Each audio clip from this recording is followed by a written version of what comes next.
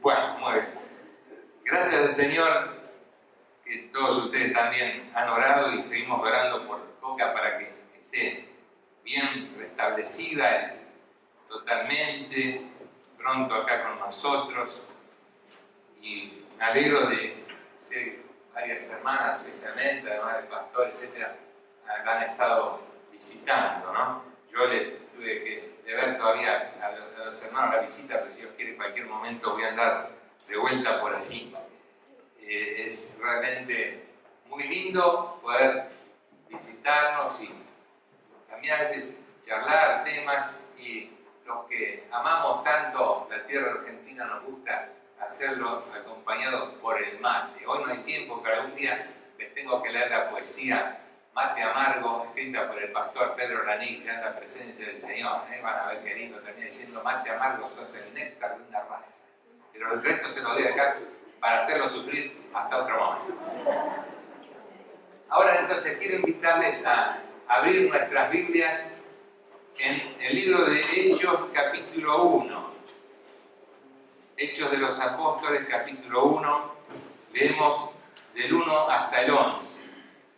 En el primer tratado, oh Teófilo, hablé acerca de todas las cosas que Jesús comenzó a hacer y a enseñar, hasta el día en que fue recibido arriba, después de haber dado mandamientos por el Espíritu Santo a los apóstoles que había escogido, a quienes también, después de haber padecido, se presentó vivo con muchas pruebas indubitables, apareciéndoseles durante 40 días y hablándoles acerca del reino de Dios. Y estando juntos, les mandó que no se fueran de Jerusalén, sino que esperasen la promesa del Padre, la cual les dijo: oísteis de mí. Porque Juan ciertamente bautizó con agua, mas vosotros seréis bautizados con el Espíritu Santo dentro de no muchos días. Entonces los que se habían reunido le preguntaron diciendo: Señor, ¿restaurarás el reino a Israel en este tiempo? Y les dijo: no os toca a vosotros saber los tiempos o las sazones que el Padre puso en su sola potestad, pero recibiréis poder cuando haya venido sobre vosotros el Espíritu Santo, y me seréis testigos en Jerusalén, en toda Judea, en Samaria y hasta lo último de la tierra. Y habiendo dicho estas cosas, viéndolo ellos, fue alzado, y le recibió una nube que le ocultó de sus ojos. Y estando ellos con los ojos puestos en el cielo, entre tanto que él se iba, he aquí se pusieron junto a ellos dos varones con vestiduras blancas, los cuales también les dijeron: varones galileos, ¿por qué estáis mirando al cielo? Este mismo Jesús, que ha sido tomado de vosotros al cielo, así vendrá como le habéis visto ir al cielo. Hasta aquí nuestra lectura. Hoy, por razones de programación, no vamos a poder dedicar mucho tiempo a un pasaje tan rico, pero digamos algunas cosas que con la ayuda del Señor nos van a ayudar. Por un lado, tenemos que comenzar entendiendo que aquí se trata de una extraordinaria obra escrita en 2 tomos por Lucas, el médico amado, el historiador de la Iglesia, y por eso dice en el primer tratado, o sea, el Evangelio de Lucas, en el tratado Teófilo, hablé acerca de todas las cosas que Jesús comenzó a hacer y a enseñar. Realmente, con este solo renglón ya podríamos estar dando todo un mensaje en esta mañana cuando dice Jesús comenzó a hacer y a enseñar. Porque la Biblia nos muestra que pese a algo tan extraordinario como es lo que nuestro Señor Jesucristo hizo, lo que el Señor Jesucristo enseñó, nos muestra la palabra, fue un comienzo de algo que iba a ser continuado por el Espíritu Santo con la instrumentación humana de los apóstoles. Por eso varios biblistas, varios escrituristas, o sea, los que están destinados o dedicados, mejor dicho, al estudio profundo de la palabra, nos van a decir que quizá un mejor título sería hechos del Espíritu Santo, porque es en realidad el Espíritu Santo el que obra por la instrumentación humana de los apóstoles.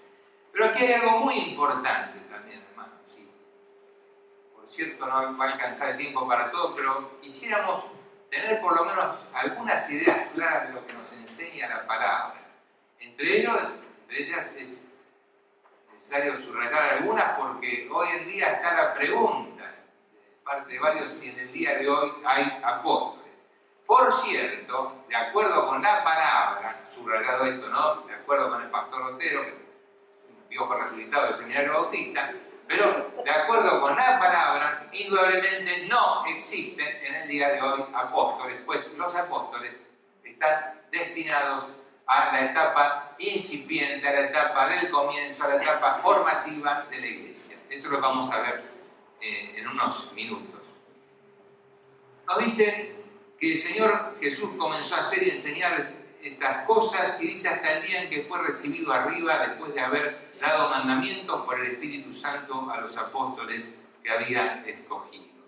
Es decir, que acá está hablando el Señor de lo que podemos llamar el ministerio fundacional de los apóstoles, o sea, el ministerio que los apóstoles realizan para este momento del principio de la Iglesia.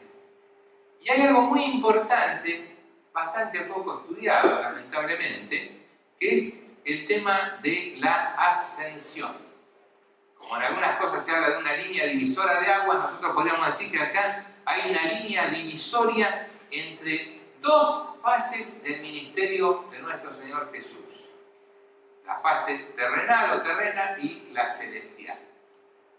Quiere decir, hay una parte de la que ha estado hablando más que nada Lucas en su primer tomo, el Evangelio de Lucas, que nos dice lo que Jesús hizo, lo que Jesús enseñó estando en la tierra, especialmente esos 3 años y medio prácticamente del ministerio terrenal de nuestro Señor.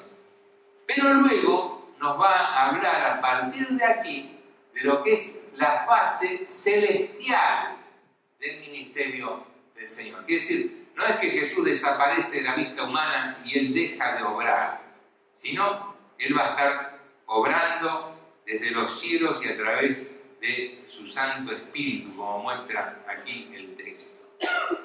Entonces, insisto, tendré que hacerlo brevemente, pero quiero señalar algunos puntos. Jesús aquí lo que hizo fue una provisión para la continuidad de su obra.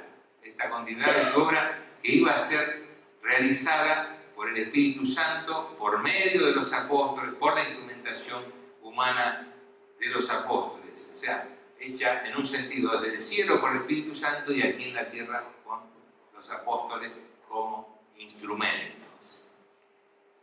Una cosa muy importante que nos dice el texto, no podemos releer todo, pero yo sugeriría que en nuestra casa tranquilos releamos esto porque tiene una riqueza tan grande que no hay que perderse una sola palabra. Una de las cosas que muestra el texto es que Jesús los eligió. O sea, no es que ellos se ofrecieron y eligieron a ellos mismos, sino el Señor Jesús los eligió a estos hombres. Y tenemos que entender bien qué es entonces un apóstol. Cuando yo enseño esto, me hace acordar una experiencia que tuve, debe ser ya más de 30 años, cuando una persona que tenía que realizar un trabajo material, que no era creyente precisamente, como estaba actuando mal y no cumplía, y yo dije, mire, que tiene que hacer esto y aquello, ¿qué pasa? Entonces, queriendo correrme, me dice, no se enoje porque usted es un apóstol. De ninguna manera soy yo un apóstol. Gracias a Dios y por la pura gracia de Dios, no por merecimiento alguno humano, soy pastor, predico el Evangelio. Pero usted no se haga el vivo utilizando estas cosas para no cumplir y querer correr. Bueno, ustedes ven que la gente muchas veces tiene esa costumbre, ¿no es cierto? Querer corrernos por algún lado y como por allí se dice que no hay mejor defensa que un buen ataque, entonces alguno ataca con algo o usa, haciéndose vivo alguna cosa para tratar de defenderse, ¿no? La palabra apóstol, ¿qué significa? Significa un enviado. Deriva del verbo griego apostelio. Los verbos en el griego no se enuncian con el infinitivo como en castellano, sino en la primera persona. Entonces, apostelo, yo envío, enviar, esa es la idea. El apóstol es un enviado por Cristo para cumplir una función. ¿Y qué va a hacer esto? ¿Cuál va a ser esa función? Va a ser tener que ver en la etapa formativa de la Iglesia, participar en el proceso de escritura del Nuevo Testamento. Por eso, cuando está terminado el proceso de escritura del Nuevo Testamento, tenemos que desaparece Juan y allí se terminan los apóstoles. Si alguien dice algo en contrario, sugiéranle que por favor estudie su Biblia, porque la Biblia clara y terminantemente enseña que para ser apóstol había que ser un testigo presencial del ministerio de Jesucristo, especialmente en lo tocante a la resurrección. Así que debe haber algunos que tienen cerca de 2000 años en su apóstol. Muere Juan y se terminó el tema de los apóstoles. Está bien, habría que explicar también que las palabras se usan en sentido amplio, etc. Pero si hablamos en sentido estricto, no hay en el diálogo de apóstoles. No deje que alguien le venda un tranvía, no deje que alguien le venda un buzón. Mándelo a estudiar su Biblia un poquito y se va a dar cuenta entonces cómo son las cosas. Jesús los eligió.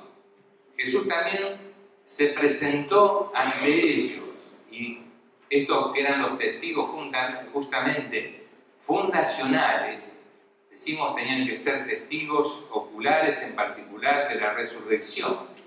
Hay algunas cosas en el texto que nos muestran esto. Por ejemplo, capítulo 1, versículo 22, comenzando desde el bautismo de Juan hasta el día en que de entre nosotros fue recibido arriba, uno se ha hecho testigo con nosotros de su resurrección. ¿Ves? Condición sine qua non, o sea, sin la cual no se pueden hacer las cosas. Esto también, no lo leo por razón de tiempo, si alguno quiere, busque la relación en el capítulo 10, versículo 41. Entonces, Jesús los eligió, Jesús se presentó ante ellos y Jesús los comisionó. O en otras palabras, Jesús le dio una orden. Nosotros estamos más acostumbrados a usar la palabra comisión en el sentido de un grupo que evalúa tal cosa, una comisión, en el sentido comercial se habla de la comisión como un porcentaje que puede tener una persona de beneficio por un trabajo que ha hecho en una empresa, etc. Pero también comisión, en el sentido como usamos acá, más que nada tiene que ver con una orden, que en el fondo no es otra cosa sino lo que llamamos la gran comisión. ¿Cuál es la gran comisión? Miren, si hay una cosa que realmente me ponía nervioso cuando yo era joven en una iglesia en la que estuve, que había una creyente de más de 40 años de creyente, así que imagínense, de edad tenía unos cuantos más, que todos los domingos preguntaba cuál era la misión de la iglesia. Pero ¿qué pasa? No leemos la Biblia, no estudiamos la Biblia. En una reunión muy grande en la provincia de Entre Ríos, una reunión de la asociación, en aquel momento era una asociación sumamente floreciente, el pastor que estaba predicando dijo: no hay que leer la Biblia. Todo el mundo se puso, ya casi quería subir alguno al púlpito para bajarlo, semejante cosa, ¿no? No hay que leer la Biblia. Pero lo hizo a propósito, para ver si estaban atendiendo. Le dijo: hermanos, más que leer la Biblia hay que estudiar la Biblia. Hay que estudiar la Biblia. Entonces, si estudiamos la Biblia, nos vamos a librar de muchos problemas, de muchos peligros en la interpretación. Y acá, ¿a qué los comisionó? Lo que se llama la Gran Comisión, que tenían que ir por todo el mundo predicando el Evangelio, como dice muy acertadamente la versión concreta ahí de Mateo al final, que es algo muy claro, ¿verdad? Tenemos que hacer discípulos, que es mucho más profundo todavía que el solo hecho de predicar. Tenemos que hacer discípulos, bautizándolos en el nombre del Padre, del Hijo y del Espíritu Santo y enseñándoles todo lo que el Señor Jesús ha mandado. Entonces, el Señor los eligió, el Señor se presentó ante ellos, por eso son testigos oculares de la resurrección de Cristo resucitado, capítulo 1, versículo 22, paralelo 10:41, Jesús los comisionó, o sea, está dando otra manera de lo que es la gran comisión.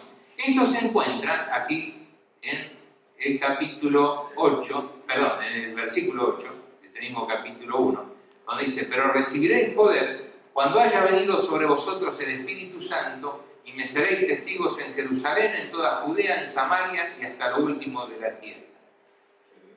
Los que tomaban el libro de Hechos conmigo en los institutos saben que siempre yo les avisaba que este versículo se los iba a tomar. Y acá no se puede cambiar el orden. Un alumno que se quiso hacer el vivo me dijo una vez, pero ¿sabe qué pasa, profesor? Que el orden de los factores no altera el producto. Que bueno, si esto es una multiplicación, entonces tendría razón. Como esto no es una multiplicación, acá hay un orden, claro. Porque esto, el que estudia el libro de los Hechos se da cuenta, es el itinerario que siguió la predicación del Evangelio. Entonces cuando Jesús dice esto, me seréis testigo en Jerusalén, en toda Judea, en Samaria, hasta lo último de la tierra, así se fue difundiendo el Evangelio. Entonces no le dé vuelta a las palabras, dígalas en este mismo orden, porque esto fue el itinerario del libro. Ahora, viene la gran pregunta entonces, ya estamos con un poquito de tiempo, ¿qué es lo que pasa entonces cuando acá dice, recibiréis poder cuando haya venido sobre vosotros el Espíritu Santo y me seréis testigos? Algunos, una vez más, erróneamente, por falta de verdadero estudio de la palabra, oran diciendo, Señor, que se repita el Pentecostés. Quiero avisarle, si alguno está orando así, o usted escucha a alguno que ora así, que jamás va a ocurrir una cosa así. Pedirle al Señor que se repita el Pentecostés sería como pedirle que se repita la muerte de Cristo en la cruz del Calvario, luego la resurrección, son todos hechos encadenados o concatenados. Lo que sí hay que hacer es vivir en el poder del Espíritu, pero no pedir como algunos piden que se repita el Pentecostés, porque eso jamás va a ocurrir. Es un absurdo desde el punto de vista bíblico orar una cosa así. Pero sí hay acá una secuencia. El Señor Jesús en un momento dijo, síganme, los haré pescadores de hombres. Acá dice, recibirán poder, me serán testigos. En eso es que tengo que trabajar, en eso es que tengo que ocuparme. Y tengo que pensar entonces, ¿en qué momento de la historia bíblica estoy? Acá la palabra me lo muestra claro. Estoy en el momento que va entre la ascensión y lo que nosotros llamamos segunda venida, que en realidad el Nuevo Testamento usa una palabra que no es segunda venida, sino parusía. Entonces, entre esa segunda venida, entre la ascensión y esa segunda venida, todo este periodo de tiempo que es el que estamos ahora viviendo nosotros dentro de este segmento, estamos en el tiempo de la gran misión de la Iglesia en el mundo. O sea, predicar el Evangelio, hacer que Cristo sea conocido. Estamos diciéndole a la gente que hay que conocer a Cristo en una experiencia personal. Como alguien dijo muy bien, el Señor tiene hijos pero no tiene nietos. Es decir, si soy hijo de Él, pues tuve un encuentro con Él, bárbaro, pero no ni porque mi papá, o mi mamá, o mi tía, o mi abuelo fueron del Señor, entonces yo me salvo, ¿no? Y por otro lado, alguien dijo muy bien que no por nacer en un garaje uno es automóvil, es decir, no por venir a la iglesia uno es cristiano. Entonces hay que tener una experiencia de primera mano con el Señor. Si alguien está con nosotros hoy que no conocía esto, le decimos, bueno, primer mensaje, reciba a Cristo en su corazón. Conózcalo como el Salvador de su vida. Tenga una experiencia realmente de encuentro con el Señor. Después vienen las otras cosas. Y nosotros que ya somos del Señor, vemos el Señor Jesús eligió a los apóstoles, se presentó ante ellos, los comisionó, o sea, le dio esta gran orden, y, cuarto término, les prometió el Espíritu Santo. Por eso dice, recibiré el poder cuando haya venido sobre vosotros el Espíritu Santo. Esto fue lo que ocurrió muy pronto. Tengo que seguir leyendo la historia bíblica. ¿Qué les ordena el Señor? Que esperen en Jerusalén. Para esto tenemos que ver la relación, que no tenemos mucho tiempo esta mañana, pero hay que verlo tranquilo. Última parte del Evangelio de Lucas, o sea, capítulo 24, especialmente 49, con este empalme que hay aquí en el primer capítulo del libro de los Hechos. Entonces la orden que estas cosas se cumplieran. Y acá tenemos una cuenta bastante fácil. Si tomamos como eran las fiestas del pueblo de Dios, vamos a hablar de la Pascua, vamos a hablar del Pentecostés. La palabra Pentecostés deriva de una palabra griega, penteconta, 50, que decir que si de la Pascua al Pentecostés hay 50 días, Y si el Nuevo Testamento acá me está enseñando que después de resucitar el Señor Jesús estuvo 40 días sobre la tierra, en los cuales les enseñó acerca del reino de Dios, la cuenta es bastante fácil, ¿verdad? A 50 le restamos estos 40, que nos queda solamente 10 días, harían falta para que se cumpliera esta promesa de parte de Dios. Que de hecho, de facto, fue lo que ocurrió y cómo se cumplió, que nos está narrando aquí el segundo capítulo, cuando dice la venida del Espíritu Santo. Hoy nosotros estamos mirando la promesa. Si miráramos el segundo capítulo, estaríamos mirando ya el cumplimiento de la promesa, porque por supuesto todo lo que Dios promete se ha de cumplir. Y hay un orden histórico de los hechos y eso no se puede cambiar. Por lo tanto, hay que mirar realmente lo que la palabra enseña, y esto es lo que hicieron. Fue entonces cuando se les prometió el Espíritu Santo, esperaron en Jerusalén hasta que en 10 días más se cumpliría. Y mientras Dios no hubiera cumplido su promesa y ellos no hubieran sido revestidos de poder desde lo alto, no podrían cumplir su misión o su comisión. Es decir, el Señor los está dotando, les está dando algo. Tienen una designación personal, tienen una experiencia como testigos oculares del Cristo resucitado, tienen la autorización y el encargo de parte del Señor Jesús, y el Espíritu de Jesús, o sea, el Espíritu Santo, está habilitándolos, capacitándolos para inspirar su enseñanza. Y eso era la misión que tenían que cumplir los apóstoles, formar justamente el Nuevo Testamento. Por lo tanto, cuando está escrito el Nuevo Testamento, en su etapa final, desaparece de la escena el tema de los apóstoles, porque ya ha cumplido esta etapa en el plan divino, la función que correspondía. Entonces, a través de estos hombres así preparados, el Señor Jesús continuó su ministerio de hacer y enseñar. Por eso dice, lo que Jesús comenzó a hacer y enseñar, ahora está continuado por la obra del Espíritu Santo y a través de la instrumentación humana de los apóstoles. Concluimos citando a un gran estudioso cristiano, un gran biblista, que dice: el remedio para la contemplación espiritual no provechosa. ¿Qué quiere decir esto? Contemplación espiritual no provechosa. De algunos que viven estaciando, siempre, ¿no es cierto?, están 40 minutos con una palabra. Contemplación espiritual no provechosa. Dice este gran hombre de Dios: el remedio para la contemplación espiritual no provechosa radica en la adopción de una teología cristiana de la historia, de una comprensión del orden de los acontecimientos en el programa de Dios, el programa divino. Primero, Jesús volvió al cielo, a eso le llamamos la ascensión.